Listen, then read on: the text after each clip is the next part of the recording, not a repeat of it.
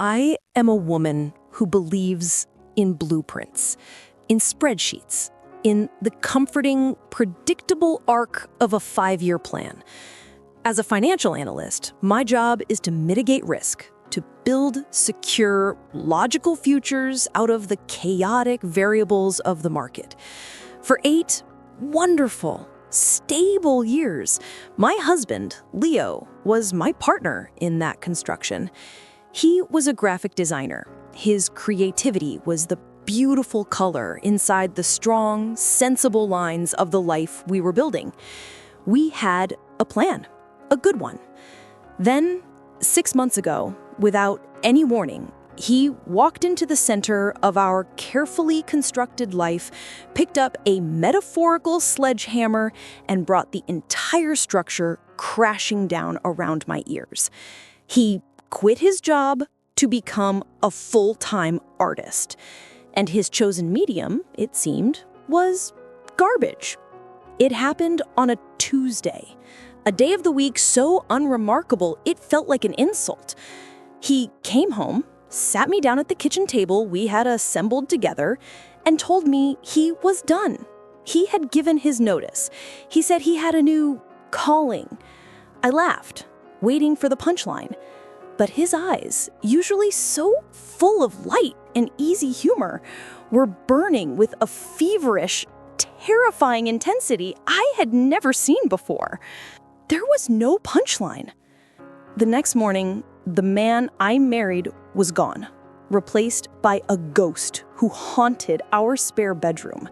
He locked the door, and for the next 6 months, that room became a black hole, sucking in all the light, all the money, and all the love from our marriage. He would spend 10, 12, sometimes 14 hours a day in there. The sounds that came from under the door were unsettling. The soft scratch of sanding, the sharp click of metal pieces, the acrid smell of strange glues and oils. He'd emerge only for sustenance, looking like a wraith. He lost weight. His clothes were perpetually stained with paint and some kind of rust-colored dust. He was a stranger with my husband's face. Our easy, comfortable conversations were replaced by a tense, fragile silence, punctuated only by my desperate, unanswered question, "What are you doing in there, Leo?" His only reply was always the same, a pained whisper. "I can't explain it yet, Clara. Please, just trust me." Trust him? Trust was a line item on a budget, and he was setting our entire financial future on fire. The packages started arriving. At first, 1 or 2 a week. Then, daily. Our delivery driver started giving me looks of pity. The boxes were filled with the most bizarre, heartbreaking assortment of junk imaginable. A single, tarnished silver spoon. A box of broken clock gears. Rolls of faded, water-stained wallpaper from the 1950s. A child's worn leather shoe. He was spending thousands of dollars from our savings, our future, our security, on what looked like the curated contents of a landfill. My logical mind scrambled for an explanation. The variables were secrecy, mania, irrational spending, emotional withdrawal, and a deep, hollowing sadness in his eyes. The most logical conclusion was a severe, catastrophic mental breakdown. I begged him to talk to someone, a therapist, a doctor. Me! He refused, his face a mask of such profound pain that my anger would momentarily soften into a gut-wrenching fear for him. But my fear couldn't sustain itself against the constant barrage of his secrecy. It began to harden, to calcify into a cold, protective rage. I had to protect what was left of our life, even if it meant protecting it from him. Then came the final, unforgivable violation. He began to steal from me, from us. Small things at first. A silk scarf my late mother had given me vanished from my drawer. A faded ticket stub from the first concert we ever attended, a precious token I kept tucked in my jewelry box, was gone. Then, a small, chipped teacup from my grandmother's heirloom set, the one I cherished above all others, disappeared from its saucer in the display cabinet. He wasn't just losing his mind. He was actively dismantling mine. He was stealing my past, my memories, my identity, and feeding them into the black hole of that locked room. The man I loved was no longer just a ghost. He was a thief. That was the end. I could not, would not, be the passive audience to this slow, deliberate destruction. I made a new plan, a spreadsheet for my own survival. I would leave. I owed it to the man he used to be and to the woman I still was, to escape before the fire consumed us both.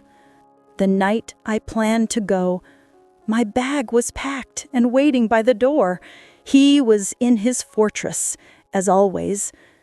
I couldn't leave without knowing. I needed one final concrete piece of evidence to carry with me, a justification for abandoning the man I had vowed to love in sickness and in health. I took the spare key from the hook in the kitchen. My heart hammered against my ribs, a frantic prisoner. I slid the key into the lock. It turned with a soft click.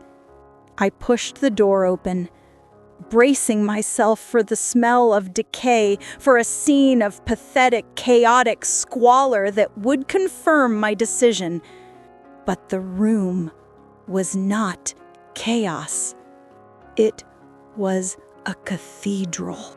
It was silent, perfectly ordered, and filled with a strange, holy light from a single powerful lamp. All around the room, on pedestals and shelves he had built, were dozens of small, intricate, hauntingly beautiful sculptures, each one housed inside a protective glass box. They were dioramas. They were worlds. They were our life. My breath caught in my throat. There, on a pedestal in the center of the room, was a perfect miniature replica of the park bench where he had proposed. The autumn leaves on the tiny trees around it were real, preserved in amber. Draped over the bench was my mother's silk scarf, its folds perfectly mimicking the way the wind had caught it on that day. In another glass box, a tiny, flawlessly rendered model of the cluttered, chaotic kitchen from our first apartment. And sitting on the miniature table was the chipped teacup from my grandmother, a tiny wisp of steam made of spun glass rising from it. In another, a stunning, abstract sculpture of light and wire built around the concert ticket stub, its swirling forms somehow the perfect visual representation of the music we had heard that night. He had built our entire history, every major milestone, every quiet, forgotten moment. He hadn't been destroying my past, he had been immortalizing it. He was in the far corner, his back to me, hunched over a new piece, a painstakingly detailed replica of our current living room. He hadn't heard me enter. A sound, a choked, broken whisper escaped my lips. "Leo, what is this?" He spun around, and the look on his face was not of a man caught in a secret act. It was the look of a runner who had been running for 100 miles and had just collapsed inches from the finish line. Utter, soul-deep exhaustion and relief. "I'm so sorry, Clara," he wept, tears carving clean paths through the dust on his cheeks. "I'm not ready. They're not all finished." And then, surrounded by the beautiful ghosts of our life, he told me the truth. The secret wasn't his. It was mine. For the past year, my memory had been failing.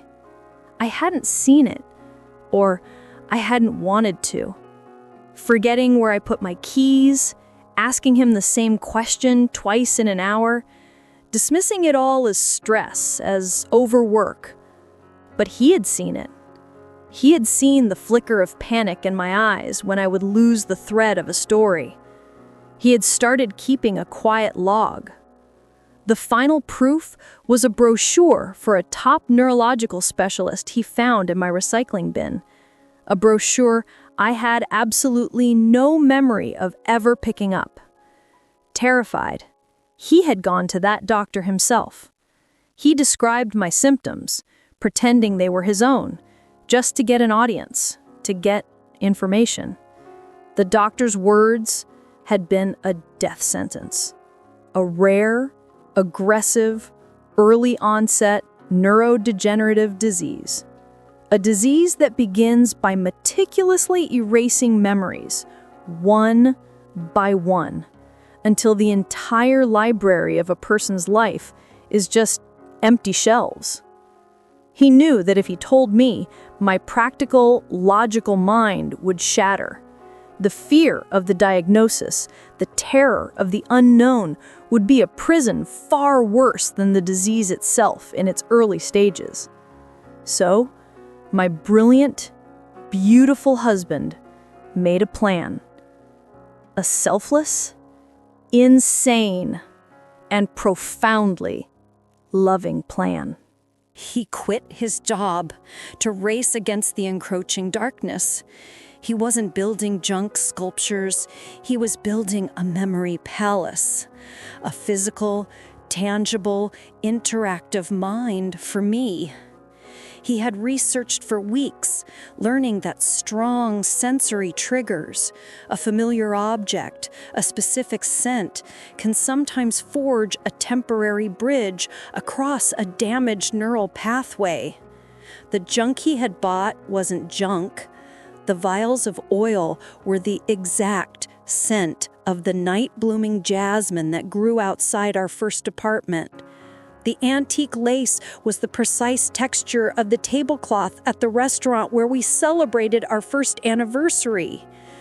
He was sacrificing our present, our financial security, our sanity, to build a future for me. A future in which, even when my own mind was a fog, I could walk into this room and touch my own life. A future he knew he might be the only one to remember us having.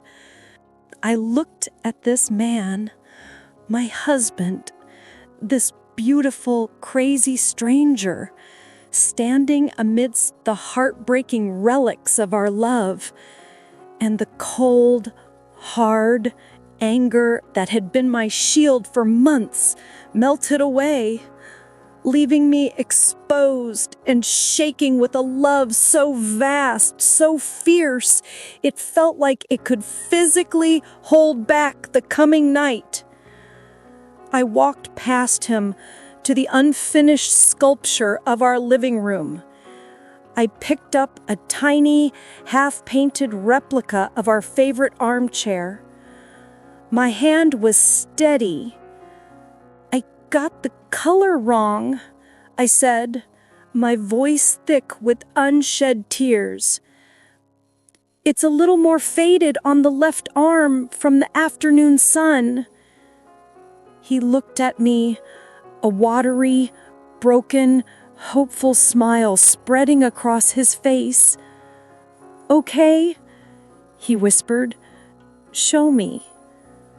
And so we began, he and I, the artist and the analyst, together, building a fortress against the fog, one tiny, perfect, heartbreaking memory at a time.